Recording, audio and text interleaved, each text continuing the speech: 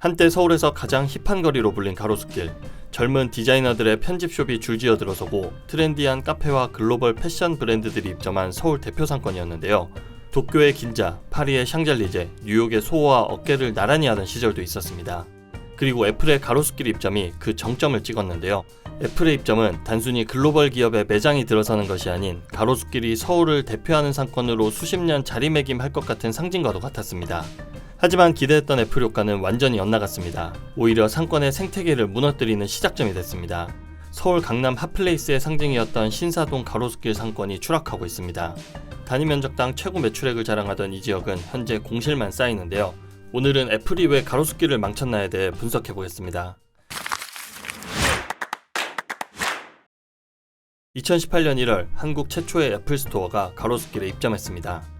애플은 이 부지를 장기 임차하며 20년치 임대료로 무려 600억 원을 지불했죠.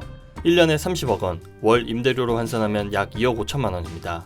가로수길 역사상 가장 비싼 임대 계약입니다. 당시 주변 시세를 고려하면 월 1억에서 비싸면 1억 5천만 원 정도였는데요. 그보다 약 2배 비쌌던 겁니다.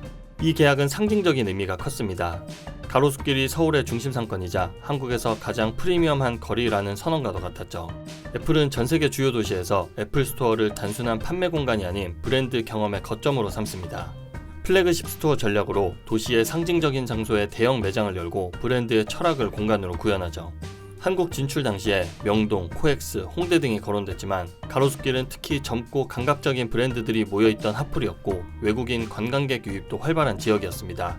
결국 최종 낙점했습니다. 그런데 애플이라는 초대형 테넌트의 입점이 주변 상권에 활력을 불어넣을 것이라는 기대와 달리 젠트리피케이션 현상이 오히려 가속화했습니다. 애플이 들어선 이후 가로수길 건물주들은 임대료를 일제히 올리기 시작했습니다. 애플도 저 정도 내니까 우리도 따라 올려야지, 이런 논리가 퍼지면서 임대료는 하늘 높은 줄 모르고 치솟았죠. 그런데 임대료 상승은 가로수길 상권의 치명타였습니다. 2019년 라인프렌즈의 플래그십 스토어가 철수하더니 국내 1호 커피스미스 카페 매장도 문 닫았습니다. 특히 패션 브랜드들에게 임대료 상승은 폐업으로 이어졌습니다. 자라, 에이세컨즈, H&M, 포에버 21 등 글로벌 패션 브랜드들이 줄줄이 가로수길에서 철수합니다. 매출은 줄고 임대료는 오르니 남는 장사가 아니게 된 거죠. 젠트리피케이션을 겪으면서 일반 자영업자에서 대기업으로 임차인이 바뀌었는데요. 높아진 월세로 대기업마저 손을 털고 나가는 순간 상권은 끝이 날 수밖에 없습니다. 가로수길 애플스토어 연 임대료 30억 원은 한국 부동산 시장에서는 비정상적으로 높았던 금액이었습니다.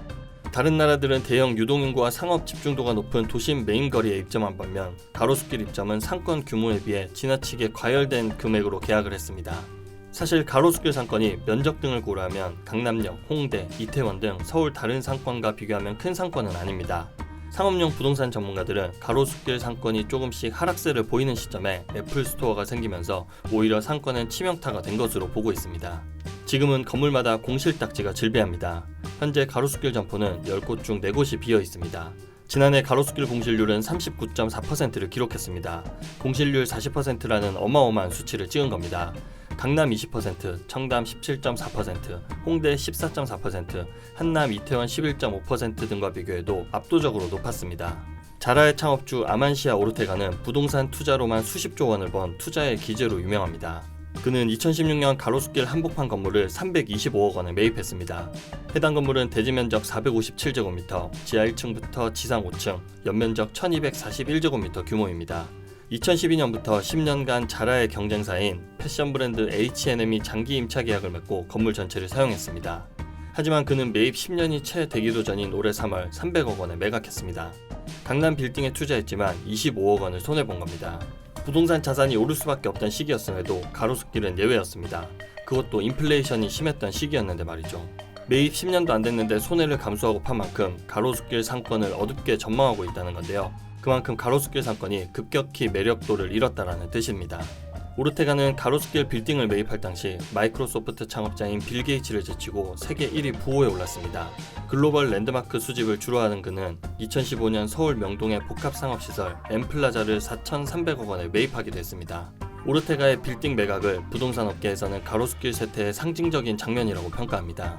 강남 핵심 상권이자 유명 패션 브랜드들의 메카였던 가로수길 거리의 몰락은 애플이라는 초대형 테넌트가 만들었습니다. 애플은 플래그십 매장을 수익보다는 애플 브랜드의 충성도가 높은 한국 고객을 꾸준히 유지하기 위해, 즉 상징성 차원에서 과감하게 투자한 건데요. 애플에게 이 공간은 하나의 광고판이자 문화 공간이었습니다. 매출이 적어도 상관없고 임대료는 본사에서 전략적으로 감당한 수준이었죠. 반면 일반 브랜드나 로컬 상점들은 상업적 수익을 목표로 입점한 곳들입니다. 같은 무대에서 애플처럼 싸울 수 없었던 겁니다. 애플은 분명 가로수길의 위상을 한때 끌어올렸습니다. 하지만 동시에 지나치게 높은 기준을 만들어버렸고 이로 인해 기존 점포들이 도미노처럼 밀려나게 된 것이죠. 한때 서울 최고의 상권이라 불리던 가로수길은 텅 빈 거리가 되어가고 있습니다.